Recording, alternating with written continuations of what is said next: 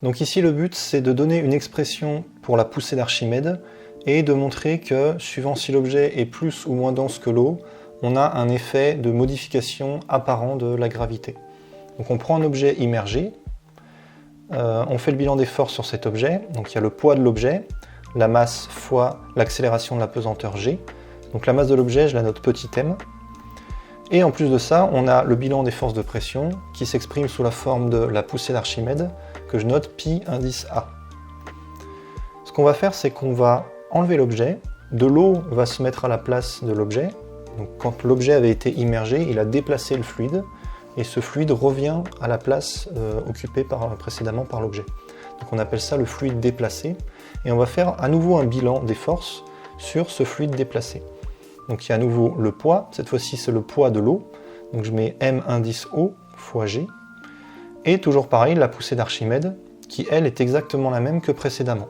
Vu qu'elle est due aux forces de pression de l'eau autour de l'objet, autour du système, c'est la même dans les deux cas. Par contre le poids est différent.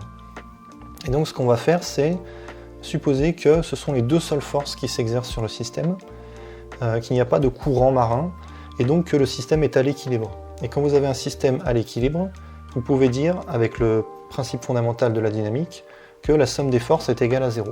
Donc ici on a masse de l'eau fois g, plus la poussée d'Archimède égale à 0. Et donc ça nous donne l'expression de la poussée d'Archimède.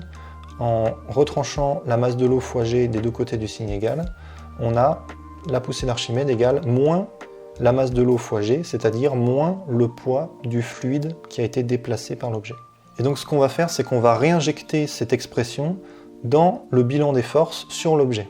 Donc on revient au premier système, on a la somme des forces qui est égale à mg, donc le poids de l'objet, plus la poussée d'Archimède, et on vient de montrer que cette poussée d'Archimède, c'est moins mo fois g. Donc la somme des forces, c'est mg moins m indice O fois g. Si je fais intervenir le volume de l'objet, qui est aussi le volume du liquide déplacé, on va pouvoir utiliser les masses volumiques. Donc je vais utiliser la lettre ρ, qui correspond à R en grec. Et donc la masse volumique, c'est masse sur volume. Donc pour l'objet, je note ρ égale m sur v.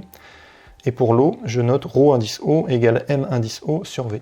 Et donc quand j'ai ça, je peux en déduire que la masse de l'objet m, c'est ρ fois v, et la masse de l'eau, c'est ρ de l'eau fois v.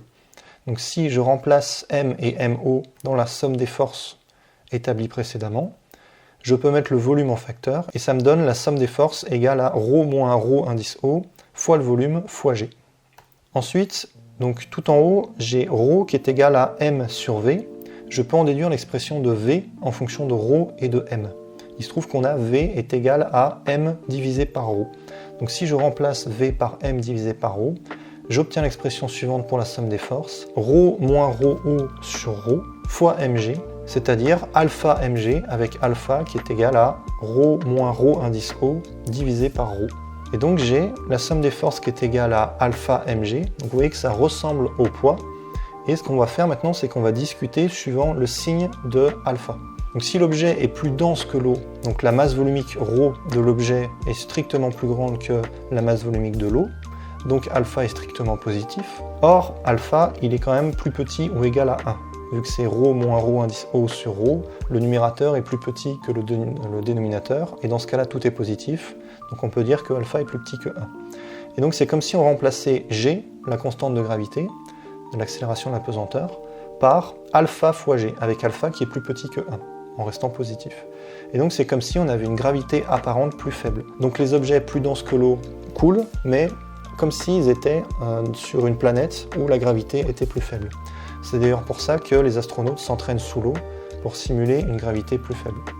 Ça les entraîne pour être soit sur la Lune, soit en ce moment plutôt pour se rapprocher du zéro gravité qui est ressenti dans la Station spatiale internationale. Et deuxième cas, si l'objet est moins dense que l'eau, alors cette fois-ci, ρ, la masse volumique de l'objet, est strictement plus petite que la masse volumique de l'eau, et donc alpha est négatif. Et donc vous avez remplacé g par quelque chose qui s'écrit alpha g avec alpha négatif. Donc vous avez un vecteur g qui, au lieu de pointer vers le bas, va pointer vers le haut. C'est comme si vous aviez inversé, entre guillemets, la gravité.